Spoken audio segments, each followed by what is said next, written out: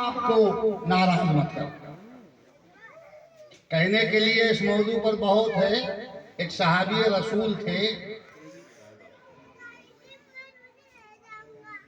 ان کا کیا حال تھا ماں کے ناراض ہونے کی وجہ سے کہ روح نہیں نکل رہی تھی اور طرح طرح کی سختیوں میں مبتلا۔ یہ کبھی آئندہ، آج میں بس آپ کو یہی تلقین اور یہی تنبیہ، یہی نصیحت اور یہی تاکید کر رہا ہوں کہ ماں باپ کا دل کبھی نہ دکھاؤ۔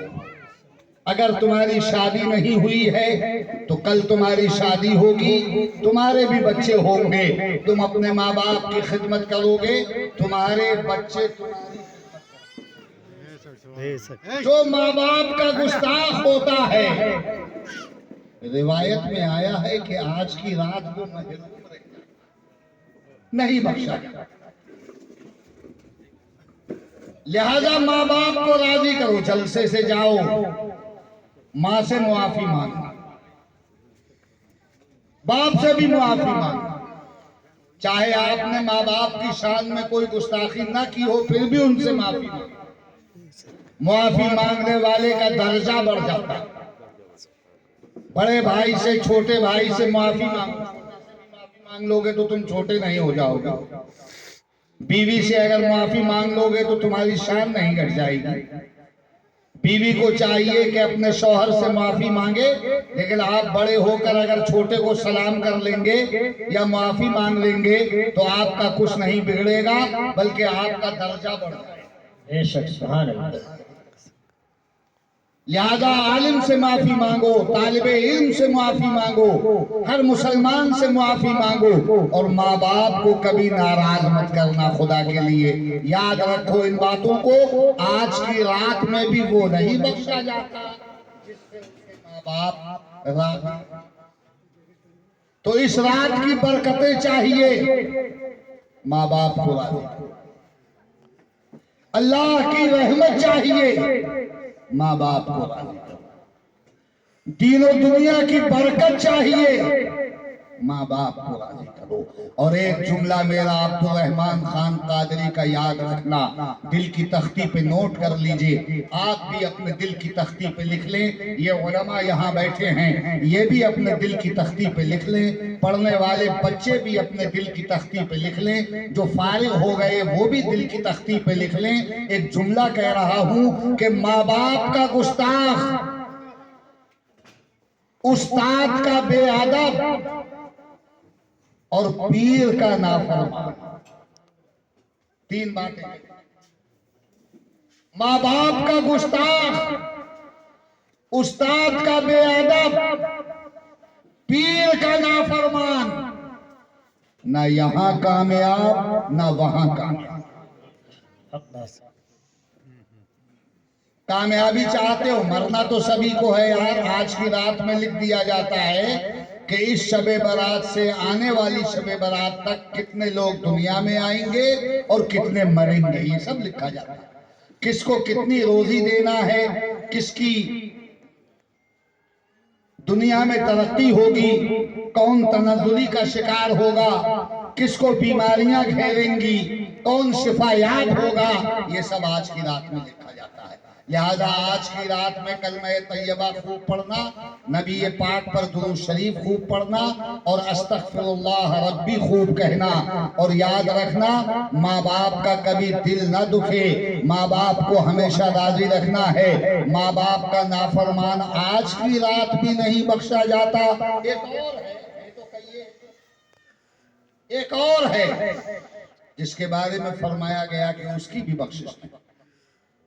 وہ کون ہے؟ غور سے سنو، قطع رحمی کرنے والا۔ کیا کہا میں نے؟ شاید آپ کو یاد ہے۔ قطع رحمی، اس کا مطلب یہ ہے کہ رشتہ داری، آپ کے رشتہ دار ہیں، چچا ہیں، تاؤ ہیں، پھپھا ہیں، خالو ہیں، سسرال ہے، ننہال ہے، یہ سب آپ کی رشتہ داریاں ہیں۔ آپ کی بیٹیوں کی شادیاں ہو گئی تو وہ ان کے گھر والے ہیں، آپ کے بیٹوں کی شادیاں ہو گئی تو ان کے رشتہ دار ہیں، یہ سب رشتہ دار ہیں۔ ان رشتہ داروں سے تعلقات توڑنے والے کتنا بڑا جرم ہے صاحب، وہ بھی آج کی رات نہیں بخشا۔ لہذا کسی مسلمان کو ناراض نہ کرو، صلہ رحمی اللہ کو پسند ہے، یعنی رشتہ داروں کے ساتھ تعلقات استوار رکھنا اور رشتہ داروں کو راضی رکھنا۔ رشتہ دار تو رشتہ دار، عام مسلمان کو ستانے کی سزا آپ جانتے ہیں؟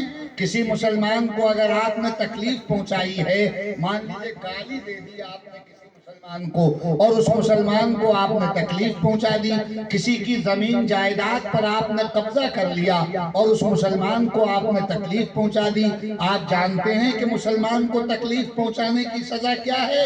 حدیث پاک میں آیا، من اذا مسلمن فقد اذانی ومن اذانی فقد اذى اللہ۔ جس نے کسی مسلمان کو تکلیف پہنچائی، نبی فرماتے ہیں اس نے مجھے تکلیف پہنچائی۔ عام مسلمان کو تکلیف پہنچانے کا وبال سرکار فرماتے ہیں مجھے تکلیف پہنچائی، اور جس نے مجھے تکلیف پہنچائی اس نے اللہ کو تکلیف پہنچائی۔ تو کسی مسلمان کا دل نہ دکھاؤ یار، ناخوش مت کرو کسی مسلمان کو۔ جس امام کے پیچھے نماز پڑھتے ہو کبھی اس کی برائی مت کرو، کیونکہ اللہ کی عبادت اس کے پیچھے کر رہے ہو۔ نماز تمام عبادتوں میں سب سے افضل ہے، اور سب سے افضل عبادت جس کے پیچھے ادا کر رہے ہو، آپ اگر اسی کے پیچھے پڑ گئے ہاتھ دھو کے، نماز بھی پڑھ رہے ہیں اور پیچھے بھی پڑ گئے، عجیب تماشا ہے۔ کبھی اس کی توہین نہیں ہونا چاہیے، عالم کی کبھی توہین نہ ہو، پرہیزگار کی کبھی توہین نہ ہو، رشتہ داروں سے کبھی تعلقات منقطع نہ کرو، اور کسی مسلمان کو تکلیف نہ پہنچاؤ۔ تکلیف پہنچانے کا وبال آپ نے سن لیا، نبی نے فرمایا کہ مجھے تکلیف پہنچتی ہے جب تو کسی مسلمان کو ایذا پہنچاتا ہے، اور اگر کسی مسلمان کو آپ نے خوش کر دیا، مان لیجئے اپنی زبان سے اچھی بات کہہ کے خوش کر دیا، یا آپ نے کسی غریب کو کپڑے دے کر خوش کر دیا، یا کسی مسلمان کی مدد کر کے آپ نے خوش کر دیا، تو خوش کرنے کا فائدہ کتنا بڑا ہے سنو، حدیث پاک کے حوالے سے بتا رہا ہوں، دل کی تختی پہ لکھ لینا۔ کسی مسلمان کو اگر آپ نے خوش کر دیا، یا کسی عالم کو، مولانا مفتی نور حسن صاحب موجود ہیں یہاں، مولانا حامد رضا احمد رضا صاحب بھی موجود ہیں، اور بھی علماء یہاں موجود ہیں، طلباء بھی موجود ہیں، ان میں سے کسی مسلمان کو آپ نے خوش کر دیا، یا آپ نے پڑوس کے کسی مسلمان کو خوش کر دیا، تو مرنا تو سبھی کو ہے، مجھے بھی مرنا ہے اور آپ کو بھی مرنا ہے۔ قبر میں کون کام آئے گا؟ کوئی کام آنے والا نہیں، وہ مدینے والے آقا ہی کام آئیں گے۔ جہاں سب ساتھ چھوڑ دیتے ہیں وہاں اللہ کے محبوب کی رحمت ہمارا ساتھ دیا کرتی ہے۔ جہاں پاپ بھی کام نہیں آتا وہاں رسول پاک کام آتے ہیں۔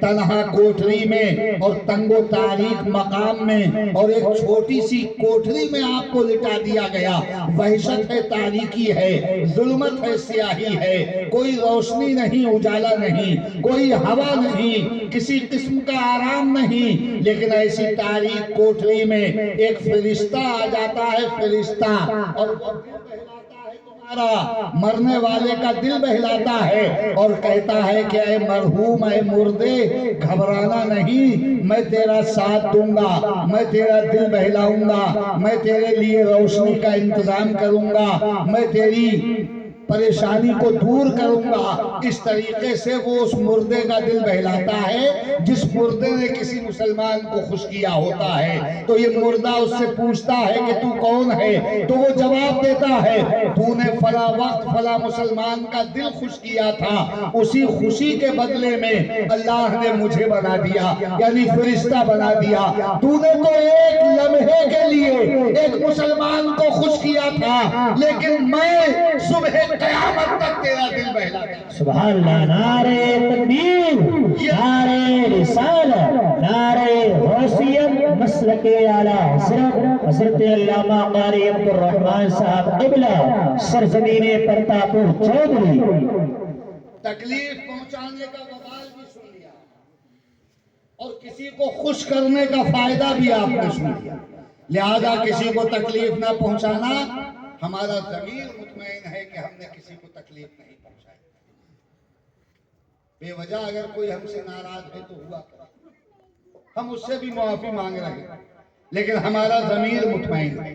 الحمدللہ میرے تمام لڑکوں نے مجھ سے معافی مانگی، کچھ نے آج رات میں اور کچھ نے لڑکیوں نے بھی، بیوی نے بھی اور رشتہ داروں نے بھی فون کیا۔ حالانکہ میں اس کا خواہش مند نہیں ہوں، نہ میں کسی سے ناراض ہوں، وہ سب اچھے لوگ، لیکن ان کو جو تعلیم دی گئی ہے اس کا اثر ہے۔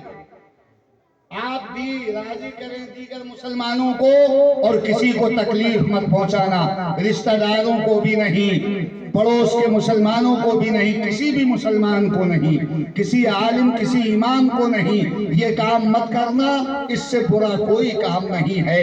راضی کرو مسلمانوں کو، راضی کرو ماں باپ کو، راضی کرو اپنے آقا و مولا رسول کریم کو، دنیا کی بہاریں تم کو مل جائیں گی، آخرت میں تمہیں کامیابیاں مل جائیں گی، اور اس رات کی برکتوں سے تم مالا مال ہو جاؤ گے۔ میں دعا کر کے رخصت ہوتا ہوں کہ خدا پاک میرے گناہوں کو بھی معاف فرمائے، آپ کے گناہوں کو بھی معاف فرمائے، اور آج کی اس مقدس رات کی برکتیں مجھے بھی عطا فرمائے اور آپ کو بھی عطا۔ آمین۔ سبحان اللہ۔ جو باتیں میں نے آپ سے عرض کی ہیں ان پر عمل کریں اور دوسروں کو بتائیں۔ آپ کے پاس اگر تعلیم نہیں ہے تو تعلیم حاصل کرنا، تعلیم کے لیے کوئی ٹائم فکس نہیں ہے، بوڑھے ہو گئے ہو تو اب بھی تعلیم حاصل کر سکتے ہو، زندہ تو ہو، لہذا تعلیم ضروری، تعلیم ہی کام آئے گی، مال کام نہیں آئے گا۔ مال تو یہی چھوڑ جاتا ہے آدمی اور علم ساتھ جاتا ہے۔ مال تو چوری جا سکتا ہے مگر علم کو کوئی نہیں چورا سکتا۔ مال خرچ کرنے سے گھٹ جاتا ہے مگر علم خرچ کرنے سے بڑھ جاتا ہے۔ علم کا یہ مقام، لہذا علم حاصل کرے ہر شخص، ہر بچہ، ہر نوجوان اور ہر بوڑھا اگر اس کے پاس علم نہیں۔ علم کتابوں کے ذریعے بھی حاصل ہو سکتا ہے اور بزرگوں کی صحبت سے بھی حاصل ہو سکتا ہے، پوچھ پوچھ کے بھی علم حاصل ہو سکتا ہے۔ نماز پڑھتے ہو، نماز میں جو سورتیں پڑھتے ہو، تمہیں چاہیے کہ اپنے امام کو وہ سورتیں سناؤ اور ان سے کہو کہ سن لیجئے صاحب، کہیں ہم سے کوئی غلطی تو نہیں ہو رہی ہے، اگر کوئی غلطی پڑھنے میں ہو رہی ہے تو وہ اصلاح فرما دیں گے اور آپ کی نماز قاعدے سے ہو سکے گی۔ لہذا نماز کے پابند بنو اور نماز کو صحیح طریقے سے پڑھنے کی عادت ڈالو۔ قرآن عظیم آپ نے پڑھ لیا ہے، قرآن کو صحیح پڑھنا سیکھو۔ قرآن پڑھنے کو تو بہت لوگ پڑھتے ہیں مگر صحیح پڑھنے والوں کی تعداد بہت کم ہے۔ جو صحیح قرآن پڑھ لے وہ کامیاب ہے دنیا اور آخرت میں۔ اور کبھی بھی اپنے آپ کو دوسروں سے بڑا مت سمجھنا، تم بڑے نہیں ہو۔ ہمارے پیر و مرشد سرکار مفتی اعظم فرماتے تھے کون بڑا ہے؟ فرماتے تھے کون بڑا ہے؟ جو میرے غوث کے قدموں پہ پڑا ہے، مصطفیٰ رضا کی نظر میں وہی بڑا ہے۔ سبحان اللہ۔ سبحان اللہ۔ لہذا کوئی بڑا نہیں یار، چھوٹے بنو، عاجزی سے پیش آؤ۔ خدا پاک آپ کو سب کو ترقیاں عطا فرمائے۔ جس بچے نے حفظ قرآن کیا ہے اللہ اس کو بھی اس دولت کو سنبھالنے کی توفیق عطا فرمائے، آمین۔ مجھے بھی علم عطا فرمائے، آمین۔ قوت حافظہ بھی عطا فرمائے اور اس رات کی برکتیں بھی عطا فرمائے۔ استغفار کر کے پھر رخصت ہوتا ہوں۔